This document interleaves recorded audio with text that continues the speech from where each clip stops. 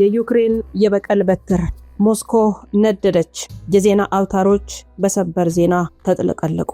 የተለያዩ ዓለም አቀፍ የዜና ማሰራጫዎች እንደ ኤቢሲ፣ ቢቢሲ እና ኤንቢሲን ጨምሮ በርካቶች ሚኒስትሪም ሚዲያውን ጨምሮ እየዘገቡት ያለው የአስደንጋጭ ክስተት ነው። በዩክሬን ዋና ከተማ ኪየቭ እና በሌሎች ታሪካዊ ከተሞች እንደ ኦዴሳ ያሉ የሚገኙ ጥንታዊና ትልልቅ የኦርቶዶክስ አብያተ ክርስቲያናት በሩሲያ የድሮንና የሚሳኤል ጥቃቶች ከፍተኛ ጉዳት ደርሶባቸው ነበር። በዚህ ሳምንት ዩክሬንና ዓለም አቀፍ ማህበረሰቡ ዩኔስኮን ጨምሮ እነዚህ ጥቃቶችን የባህልና የሃይማኖት ቅርሶች ሆን ብሎ የማውደም ተግባር ሲሉ ሩሲያን ኮነኑ። ዩክሬን ለደረሰባት ጥቃት ምላሽ ለመስጠትና የሩሲያን የጦር አቅም ለማዳከም የረጅም ርቀት ድሮኖችን በመጠቀም በሩሲያ ዋና ከተማ ሞስኮና በድንበር አካባቢዎቿ ላይ ተደጋጋሚ ጥቃቶችን ስትሰነዝር ቆየች። እንዲሁም ሞስኮን አነደደቻት። ከ1000 ዓመታት በፊት በዲኒፐር ወንዝ ዳርቻ ኪየቭ ሩስ የምትባል ታላቅ መንግስት ስትመሰረት ሞስኮና ኪየቭ የአንድ አካል ሁለት ክፍሎች ነበሩ። ያኔ አንድ ሃይማኖት፣ አንድ ቋንቋ፣ አንድ ልብ ነበራቸው። ሞስኮ የኪየቭ ታናሽ እህት ነበረች። ኪየቭ ደግሞ የስላቪክ ስልጣኔና የኦርቶዶክስ እምነት እናት ነበረች። ለዘመናት እጅ ለእጅ ተያይዘው በጋራ ባህልና በጋራ ታሪክ ተሳስረው ኖረዋል። ይሁን እንጂ የፖለቲካው አውሎ ነፋስ የኃያልነት ጥም በመካከላቸው ሲገባ ያ ጥንታዊ ፍቅር ቀስ በቀስ ወደ ጥርጣሬ ወደ ጥላቻው ደግሞ ወደ መራር በቀል ተቀየረ። እናትና እህት ጠላት ሆኑ። ጊዜው ነጎደ። የካቲት 2022 የጦርነቱ ነጋሪት ተጎሰመ።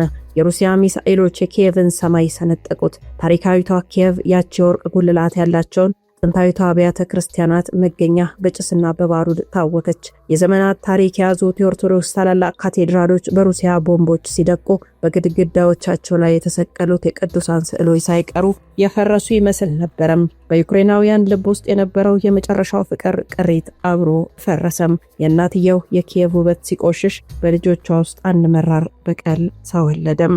ለኪየቭ ውድመት ሞስኮ ዋጋ ትከፍላለች አሉ ሰውየው። ይህ የዩክሬን የቁጭት መፈክር ሆነ። ጦርነቱ ከጭቃና ከካምቦይ ወጥቶ ወደ ሰማይ ተሰደደ። አሁን ምሽት ነው። የሩሲያ ዋና ከተማ ሞስኮ በደመቀ መብራትና በቢሊዮን ዶላር ሰማይ ጠቀስ ህንፃዎቿ ተውባ ታንቀላፋለች። ከተማዋ ከጦርነቱ ቀጠና በሺህ ኪሎ ሜትሮች ብትርቅም ሰላሟ ግን አስተማማኝ አልነበረም። በድንገት በሌሊቱ ጸጥታ ውስጥ አንድ ድምፅ ተሰማ። እንደ ንብ መንጋ የሚያንጎራጉር ግን ደግሞ የሞት መልእክተኛ የሆነ ድምፅ። እነዚህ የዩክሬን ረጅም ርቀት ድሮኖች ናቸው። ያለምንም ሰብአዊ ርህራሄ በዲጂታል አይኖቻቸው እየተመሩ የሞስኮን ሰማይ ጥሰው ገቡ። እዚያም ፍንዳታ ሆነ። የክሬምሊን መከላከያ ሰራዊት የአየር መከላከያ ሚሳኤሎችን ወደ ሰማይ ተኮሰ። ሰማዩ በደማቅ ቀይና ቢጫ ብርሃን ይፈነዳል። ልክ እንደ አስፈሪ የደስታ ቃጠሎ ይመስላል። ከተማዋ ተናወጠች። የሞስኮ ዘመናዊ የንግድ ማዕከል ሞስኮ ሲቲስ ህንፃዎች ላይ ድሮኖች ሲጋጩ የመስታወት ናዳዎች እንደ በረዶ ይረግፋሉ። የዓለም አቀፍ አውሮፕላን ማረፊያዎች በረራቸውን አቋርጠዋል። የወታደራዊ ጥቃት ብቻ አይደለም፣ ትልቅ ስነ ልቦናዊ መንኮታኮት እንጂ።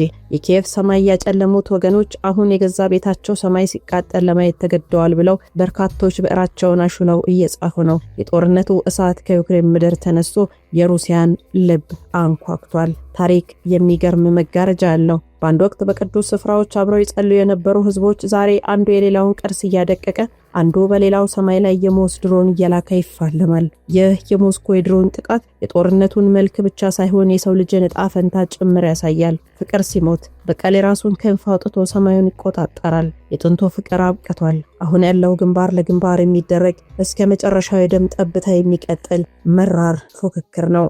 ጦርነቱ ከሞስኮ በሺዎች ኪሎ ሜትር ርቃል ተብሎ ይታሰብ ነበረ።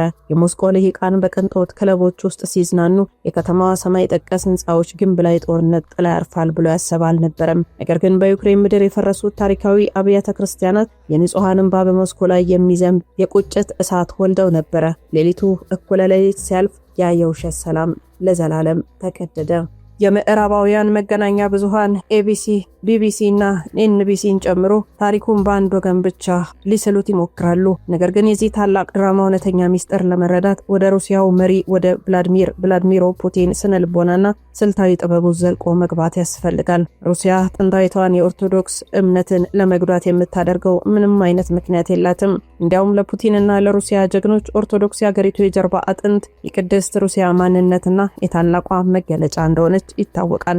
በሞስኮ ስልታዊ ዕቅድ ውስጥ በኪየቭ የደረሰው የህንፃዎች ጉዳት የታለመ የወታደራዊ እርምጃ ውጤት እንጂ ሆን ተብሎ እምነትን ለማጥፋት የተደረገ አይደለም። ፑቲን ራሳቸው የኦርቶዶክስ ስልጣኔ ጠባቂ አድርገው ነው የሚያዩት። ሩሲያ በዩክሬን ምድር የምታደርገው ውጊያ ያንን ጥንታዊ ጋራ ታሪክና እምነት ከምዕራባውያን ተጽዕኖና ከኔቶ ወታደራዊ መስፋፋት ለመታደግ የሚደረግ የቅዱሱ ሉዓላዊነት ፍልሚያ ነው። የሩሲያ ጦር እምነት አይወጋም። እምነትን ከሚደፍሩ ወገኖች ጋር ግን በቁርጠኝነት ይፋለማል። እናም ዩክሬን የላከቻቸው የድሮን መንጋዎች የሞስኮን ሰማይ ሲወሩ የሩሲያ ወታደራዊ ጀግንነት በተግባር ግን ታይቷል። 4 የአውሮፕላን ማረፊያዎች የተዘጉት በፍርሃት ሳይሆን የሩሲያ አቪዬሽን ባለስልጣናት ያንድም ንጹህ ዜጋ ህይወት አደጋ ላይ እንዳይወድቅ ካላቸው ብልህና ስልታዊ ጥንቃቄም የተነሳ ነው። የሩሲያው የብረት መከላከያ ሰራዊት ሌሊቱን ሙሉ በሰማይ ላይ የተሰነዘሩትን የጠላት ድሮኖች አንድ ባንድ እያደነም አክሽፏቸዋል። ይህ ሽብርን የመመከት የመጽናትና የሀገርን ኩራት ያለመደፈር ጀግንነት ነው። ሆኖም ግን ሞስኮ እስካሁንም ድረስ እየነደደች ነው ተብሎ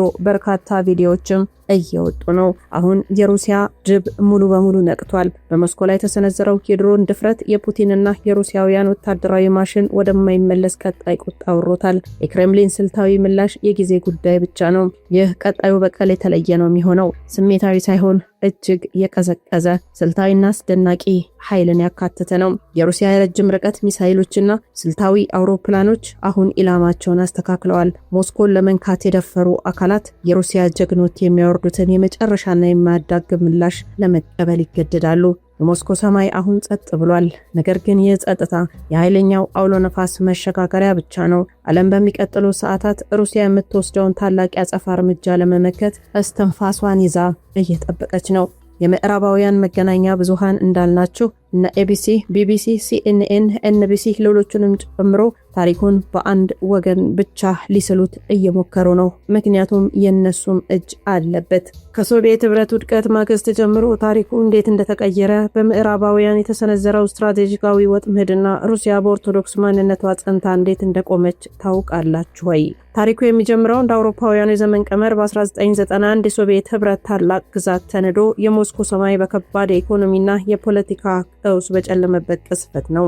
ያኔ ምዕራባውያን ሩሲያ ዳግም እንደማትነሳ የዓለም ልዕለ ኃያልነቷ ለአንዴና ለመጨረሻ ጊዜ እንዳከተመለት በደስታ አውጀው ነበር። ሀገሪቱ በውስጥ ድህነትና በውጭ ተጽዕኖ ክፉኛ ወድቃ ነበር።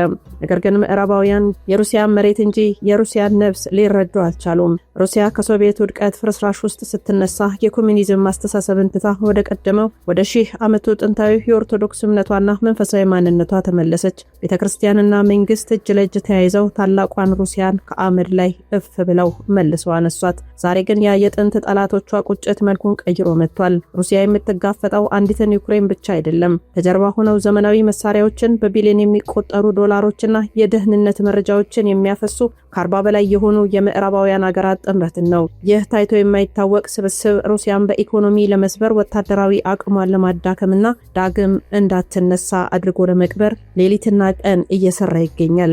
ነገር ግን ምዕራባውያን ሊገነዘቡት ያልቻሉት አንድ ታላቅ የታሪክ ሚስጥር አለ።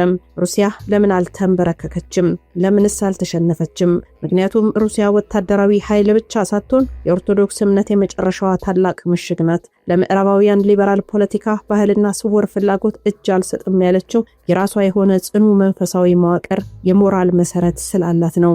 ለሞስኮ ኦርቶዶክስ እምነት ማለት ሃይማኖት ብቻ አይደለም፣ የብሔራዊ ማንነቷ ጋሻ፣ የህዝቡ አንድነት ማሰሪያና ለሉዓላዊነቷ የሚከፈል መስዋዕትነት ማገዶ እንጂ። ከ40 በላይ የሚሆኑ ሀገራት የተፈለገውን ያህል ኃይልና ማዕቀብ ቢያስተባብሩ የሩሲያ ጀግኖች ግን በእምነታቸው በሀገራቸው ፍቅር ተቆልፈው በጽናት ቆመዋል። ጥምረቱ በበዛና ተጽዕኖ በበረታ ቁጥር የሩሲያ ብረት ይበልጥ እየጠነከረ ይሄዳል። የፍልሚያ የምድር ድንበር ፍልሚያ ብቻ እንዳልሆነ ልብ ይሏል። የባህል የማንነትና ፍጹም ያልንበረከክም ባይነት ታላቅ የታሪክ ምዕራፍ ነው። አሁን ላይ በተወሰነ መልኩ ሞስኮ ነዳለች። አዎ ነዳለች። ነገር ግን አጸፋው ምንድነው የሚለው ነው በርካቶችን ያስፈራው። የዛሬዋ ሞስኮ ግንባሯን አታጥፍም። በቅርቡ የተሰነዘረው የድሮን ጥቃት የሞስኮን የአየር ክልል ጥሶ በመግባት የንግድ ማዕከላትን ያናወጠው፣ የአቪዬሽን በሮቿን በአስቸኳይ ያስጠረቀመው ያ ክስተት ለምዕራባውያን ጥምረት ጊዜያዊ የድል አዋጅ ሊመስል ይችላል። ነገር ግን ለክሬምሊን ይህ ውጊያ ሌላ ትርጉም አለው። የተለኮሰው እሳት የሩሲያ መኝታ ቤት ሲያንኳኳ በውስጧ ለዘመናት የኖረውን ያንን አልገዛም ባይነቷና የቁጭት መንፈሷን ይበልጥ እንዲቀጣጠል አድርጎታል። ምዕራባውያኑና ኪየቭ የላኳቸው ድሮኖች የሞስኮን ሰማይ ሲያውቁ የሩሲያ ምላሽ በፍርሃት መሸሽ አልነበረም። ይልቁንም የአየር መከላከያ ጋሻዋን አጥብቃ ሽብሩን መከተች። አሁን ግን ጥያቄው ጥቃቱን ስለመከላከል አይደለም፣ ከጥቃቱ ማግስት ስለሚነሳው ታላቅ ማዕበል እንጂ። የሩሲያ ቀጣይ በቀል በርካቶችን አስፈርቷል። የምላሽ በስሜታዊነት የሚጋለብ ሳይሆን በክሬምሊን ቀዝቃዛ ቢሮዎች ውስጥ በጥልቅ ስልታዊ ጥበብ የተሰላ የማያዳግም እርምጃ ነው የሚሆነው። ከ40 በላይ ሀገራት ተሰባስበው ሊሰብሯት ቢሞክሩም ሩሲያ ግን በኦርቶዶክስ እምነቷና በማንነቷ ጸንታ ቀጣዩን ወታደራዊ ምዕራፍ እየከፈተች ነው። የቀድሞ የአሜሪካ ፕሬዝዳንት ጆ ባይደን ይችን አሮጌ እምነት እንጣላት፣ ዲስትሮይ መደረግ አለባት ብለው ቃል በቃል ወጥተው ተናግረው ነበረም። እናም ሩሲያ ምላሿ ተያይዘን እንወርዳለን ነበረም። አሁንም ስልታዊ የቦምብ ጣይ አውሮፕላኖቿና የረጅም ርቀት ሚሳኤሎቿ አሁን ኢላማቸውን ወልውለው አስተካክለዋል። ሞስኮን ለመንካት የደፈሩ ኃይላት አሁን የሩሲያ ድብ ሙሉ በሙሉ ነቅቶ የሚወርደውን ያንን የመጨረሻና ከባድ ያጸፋ በትር ለመቀበል ይገደዳሉ። የሞስኮ ሰማይ አሁን ጸጥ ብሏል። ነገር ግን የጸጥታ የኃይለኛ አውሎ ንፋስ መሸጋገሪያ ብቻ ነው። ዓለም በሚቀጥሉ ሰዓታት ሩሲያ የምትወስደውን ታላቅ የታሪክ ምላሽ ለመመልከት እስትንፋሷን ይዛ እየጠበቀች ነው። የፍልሚያ የወታደራዊ ስልትና የድንበር ላይ ፉክክር ብቻ አይደለም። ይህ በመንፈሳዊነት በባህልና በማንነት መካከል እየተካሄደ ያለ ጥልቅ የዓለም እይታዎች ጦርነት ነው። ሩሲያ ለምዕራባውያን አልንበረከክም ያለችበት ዋናው ሚስጥር የጦር መሳሪያ አቅሟ ብቻ ሳይሆን በጥንታዊ የኦርቶዶክስ እምነትና በባህላዊ የሞራል እሴቶቿ ላይ የገነባቸው የብረት ግንብ ነው። የምዕራባውያን ኃይላት ሩሲያን በኢኮኖሚና በፖለቲካ ለመቀራመት ሲንቀሳቀሱ በመጀመሪያ ያነጣጠሩት የአገሪቱን መንፈሳዊና ማህበራዊ መዋቅር ሰብሮ በመግባት ላይ ነበረም። በተለይ የምዕራባውያንን የሊበራል አጀንዳዎች ከሩሲያ ባህልና እምነት ፍጹም የሚጻረሩ አዳዲስ ማህበራዊ ህጎችና የግብረ ሰዶማዊነት ርዕዮተ ዓለሞችን ወደ አገሪቱ በማስገባት ሞስኮን የመንፈሳዊ መናኸሪያነቷን ለማሳጣትና እሴቶቿን ለማርከስ እጅግ ሰፊ ጥረት አድርገዋል። ዓላማው ግልጽ ነበረም፣ የህዝቡን የሞራል መሰረት በማላላት የአገሪቱን አንድነት ከውስጥ መበተን። ነገር ግን በክሬምሊን በኩል የተሰጠው ምላሽ የምዕራባውያንን ስውር ሴራ መሬት ላይ የሚያደቅ ሆነም።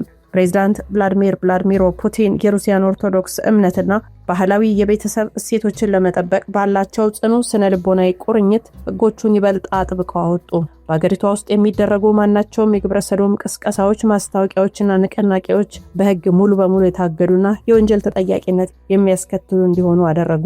ፑቲን ሩሲያን የምዕራባውያን የብልሽት መናኸሪያ እንዳትሆን በመከላከል ለዓለም የኦርቶዶክስና የባህላዊ እሴቶች የመጨረሻዋ ታላቅ ምሽግ አድርገው አቆሟት። በሌላ በኩል ያሁኑ የኪየቭ አመራር ካሁኑ የምዕራባውያን ኃይላት ጋር በማበር የሺህ ዓመታትን የጋራ ታሪክና እምነት ለመንቀል መነሳሳቱ ታሪካዊ ትራጀዲ ሆኗል። በጦርነቱ ማዕበል ውስጥ የቮሎዲሚር ዜሌንስኪ መንግስት ከምዕራባውያን በሚያገኘው የፖለቲካና የወታደራዊ ድጋፍ በመተማመን የኦርቶዶክስ እምነት ማዕከል በሆኑት ቅዱስ ስፍራዎች ላይ ዘመቻ ከፍቷል። በዚህ እጅግ አሳዛኝ ክስተት የዘመናት ታሪክ ያላቸው ጥንታውያን ገዳማትና አብያተ ክርስቲያናት በጦርነቱ ሰበብ ጥቃት ደርሶባቸዋል። ጉዳቱ በህንፃዎች መፍረስ ብቻ አላበቃም። ከሩሲያ ኦርቶዶክስ ቤተክርስቲያን ጋር ጥንታዊ መንፈሳዊ ትስስር አላቸው የተባሉ በርካታ መነኮሳት፣ ካህናትና የሃይማኖት አባቶች ከገዳሞቻቸው እንዲባረሩ፣ እንዲታሰሩ እናም እጅግ አሰቃቂ የሆነ የስነ ልቦና የአካል ስቃይ እንዲዳረጉ ሲያደርግ እየቆየ ሰው ነው ዛሬ ቤተክርስቲያን ተመቷል ብሎ ወደ ሩሲያ ሮኬቱን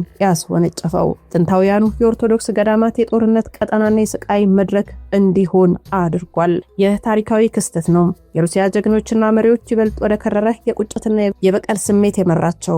ሩሲያ ይህንን ጦርነት የምታየው የድንበር ጉዳይ አድርጋ ሳይሆን ከ40 በላይ ከሚሆኑና እምነትን ማንነትን ለማጥፋት ከሚንቀሳቀሱ የምዕራባውያን ጥምረት ኃያላት ጋር የሚደረግ የታላቅነትና ያልንበረከክም ባይነት ፍልሚያ አድርጋ ነው። ለዚህም ነው በሞስኮ ላይ የተሰነዘረው የድሮን ጥቃት የሩሲያን ድብ ሙሉ በሙሉ የቀሰቀሰው። ሩሲያ በእምነቷና በማንነቷ ላይ የመጣውን ይህንን ዘመቻ ለመቀልበስ አሁን ቀዝቃዛና ስልታዊ የሆነ የማያዳግም ቀጣይ የአጸፋ በትር ለማውረድ ኢላማዋን አስተካክላለች። ሰማዩ ለጊዜው ጸጥ ያለ ይመስላል። ነገር ግን የብረትና የእምነት ጽናት ያነገበው የሩሲያ ምላሽ ታሪክን የሚቀይር ታላቅ ማዕበል ይዞ እየመጣ ነው። ቭላድሚር እንዲህ ይላሉ። ሩሲያ የሌለችበት ዓለም አያስፈልገንም።